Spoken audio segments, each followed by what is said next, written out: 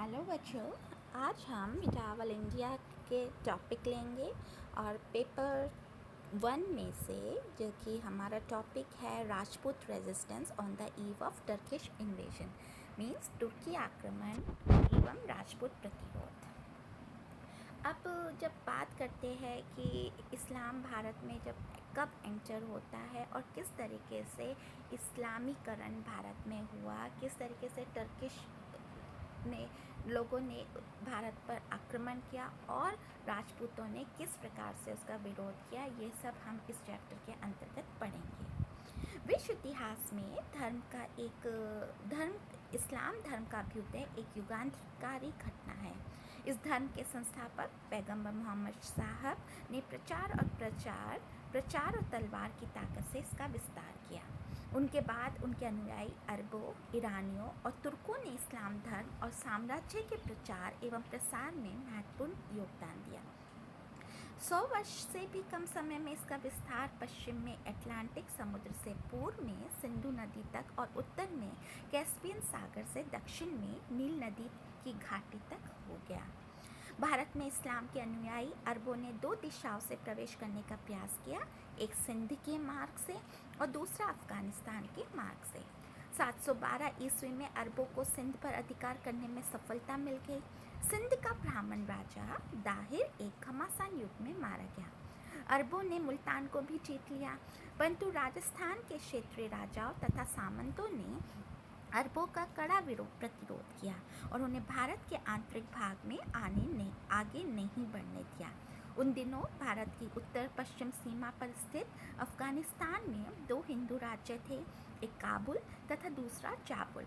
लगभग 200 वर्षों तक अरब आक्रमणकारी इन राज्यों को जीतने की जी तोड़ कोशिश करते रहे, परंतु इन हिंदू राज्यों ने इस्लाम की बढ़ती हुई शक्ति को भारत के द्वार पर रोके रखा। 870 ईस्वी के आसपास नवोदित तुर्क शक्ति के आगे दोनों राज्यों को परास्त हो जाना पड़ा और हिंदू भारत के प्रवेश द्वार अफगानिस्तान पर तुर्कों का अधिकार हो गया।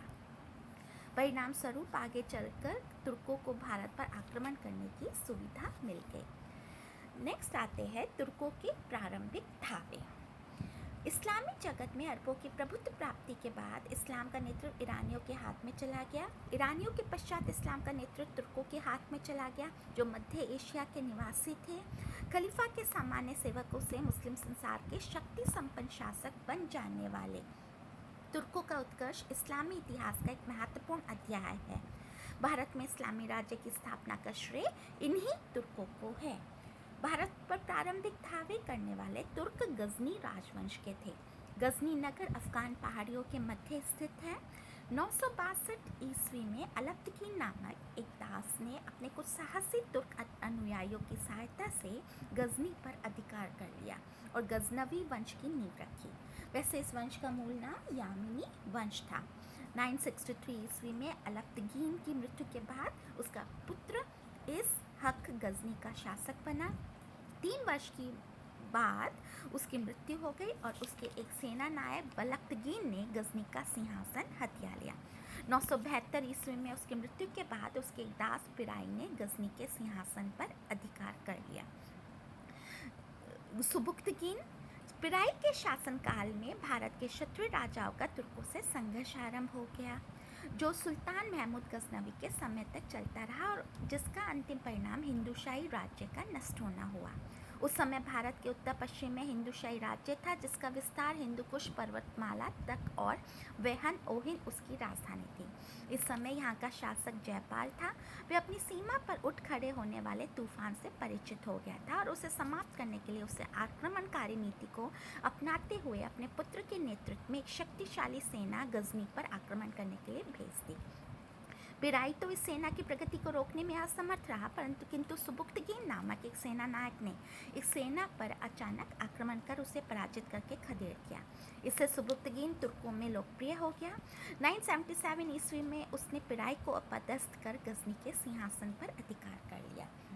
शासक बनने के बाद सुबुक्तगीन ने खुरासान, काबुल घाटी के लमगान क्षेत्र तथा सीस्तान को जीतकर अपनी स्थिति को सुदृढ़ बना लिया। तत्पश्चात उसने भारत पर आक्रमण करने का निश्चय किया। 986 ईस्वी में उसने जयपाल के सीमांत दुर्गों पर आक्रमण कर उन्हें लूटा। इस पर जयपाल एक शक्तिशाली सेना के साथ गजनी राज्य में घुस गया।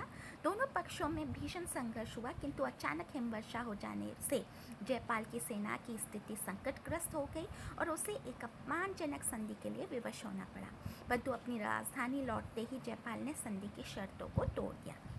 इस पर 991 ईस्वी में सुबुक्तगीन ने जयपाल के राज्य पर आक्रमण कर दिया। फरिश्ता ने लिखा है कि तुर्कों का प्रतिरोध करने के लिए दिल्ली, अजमेर, कालिंजर तथा आसपास के अनेक राजपूत राजाओं ने जयपाल की सहायता के लिए अपनी सैनिक टुकड़ियां भेजी। लमगान के निकट दोनों पक्षों में ज़बरदस्त मुकाबला हुआ, जिसमें तुर्कों की विजय हुई। इस विजय के फलस्वरूप खैबर दर्रे का क्षेत्र, पेशावर का दुर्ग एवं नगर पर तुर्कों का अधिकार हो गया और पेशावर की प्राप्ति से तुर्कों को वह मार्ग मिल गया जो भारत के उर्वर एवं धन संपन्न प्रदेशों को जाता था। अब नेक्स्ट वीडियो में हम क्या करेंगे, महमूद गजनवी के बारे में